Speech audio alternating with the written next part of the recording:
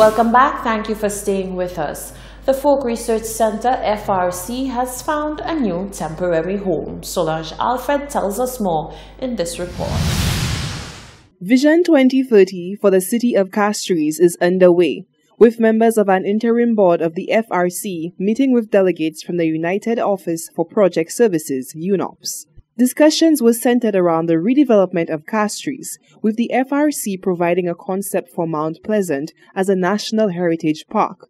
Hot 7 News caught up with Monsignor Patrick Anthony, who explained that the consultation was the perfect opportunity for the FRC's interim board to express the conservation potential of Mount Pleasant and also building Castries as a green city in an era of climate change. Since 2013, we have always looked at Mount Pleasant as one of the only remaining green spaces around Castries. And it's a place where you still have some of the big massive salmon trees, and we have forests, we have biodiversity that you don't have around Castries anymore. I mean, you have something that people don't know. Mount Pleasant is not only one of the most historical architectural buildings that we have around Castries area, but Mount Pleasant itself is one of the most historic parts of the entire St. Lucia.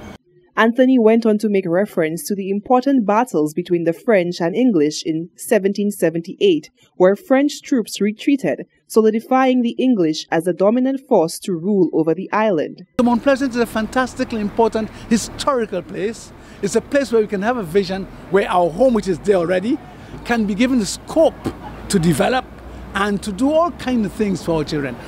While the fire of March 25, 2018 left only remnants of what was once home to St. Lucia's rich heritage, the Folk Research Center has remained temporarily housed in various locations. Anthony hopes that with the help of the St. Lucia government, the Folk Research Center can once again find itself home. Persuade government to consider acquiring the entire property, because it does not belong to government, it belongs to DeVos, acquiring it and letting an institution like FRC use the place. Okay? I mean, we're discussing if government wants to have the plans for it. I mean, we still hope that somehow FRC, who have been there, the main clients, would be given the necessary space we need to do our productions, to have parking and infrastructure to assist us with our home at Mount Pleasant. The old FRC building at Mount Pleasant remains a constant reminder that the Folk Research Center is in need of a permanent home. A recent press release announced a new temporary location for the FRC at the former Monroe College building on Barnard Hill. Reporting for Hot 7 News, I am Solange Alfred. The Twin Island Republic of Trinidad and Tobago is assisting St. Lucia in its quest to better include people with disabilities in the workplace. They are looking at using technical vocational education to make that happen. More in this report. Persons with disabilities make up 1/10 of the world's population and can contribute significantly to the GDP of a country if their right to decent work is promoted and protected. While a number of countries are still lagging behind ensuring the required commitment to equip such persons with the requisite skills, there are countries around the world that we can model after.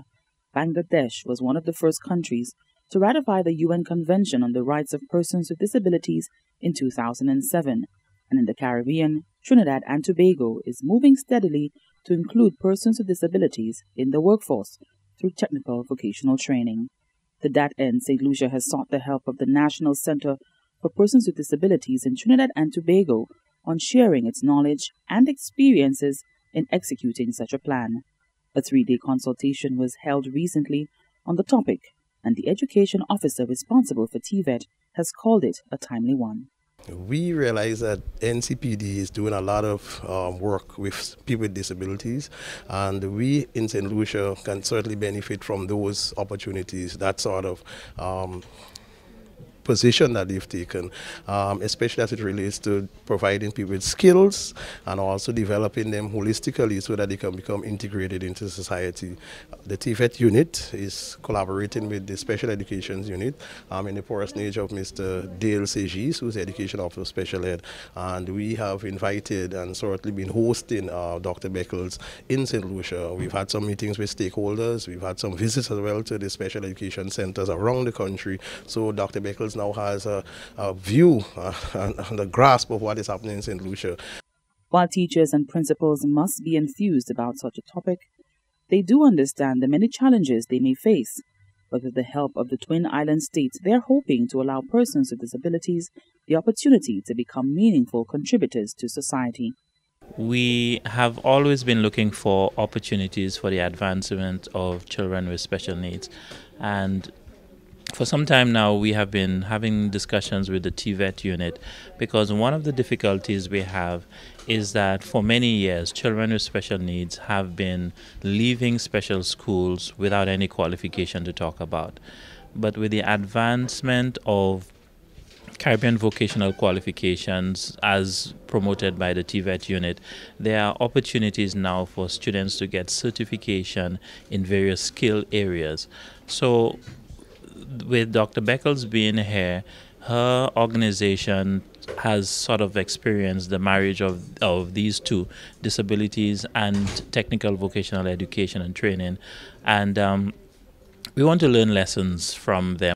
The Chief Executive Officer of the National Center for Persons with Disabilities in Trinidad, Dr. Beverly Beckles, believes that the consultation was not only to impart knowledge to St. Lucia, but to learn from them as well and come up with a marriage of how to deal with the issue on a regional level. The bottom line is to try and get persons with disability trained and integrated into the workforce. And so coming up with some programs to move it to that level is what I've been doing for the last 3 days, and we are now trying to conclude that, having discussions with the principals of the various special schools and what their needs are. It's not, taking everything from Trinidad, because we need to have something that is market driven. So you're not going to use all the same training that Trinidad does, but look at what St. Lucia has and tailor it to suit that. The consultation ended this week. For the Hot 7 News, Nisha Charles reporting. St. Lucians are being encouraged to get tested and know their HIV status as we celebrate World AIDS Day. More in this report. On December 1st, St. Lucia will join the rest of the world in celebrating World AIDS Day under the theme, Know Your Status.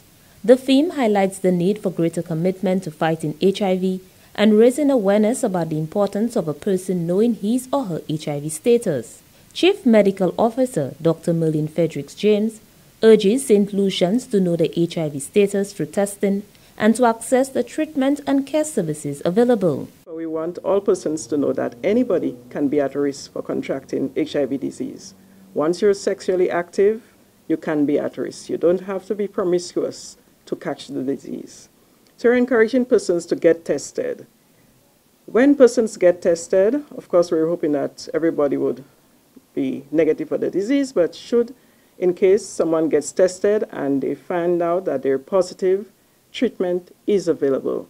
Treatment for HIV is available free of charge at all of our public health facilities, and we also work with the private sector to ensure that persons who go to seek care in the private sector can get their HIV medications free as well.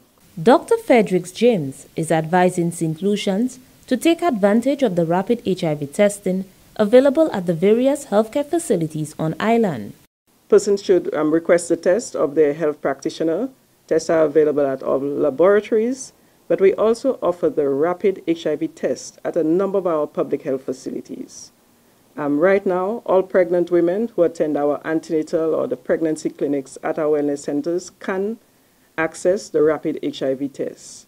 We also offer it at the Sexual and Reproductive Health Clinic, which we have daily at the Victoria Hospital.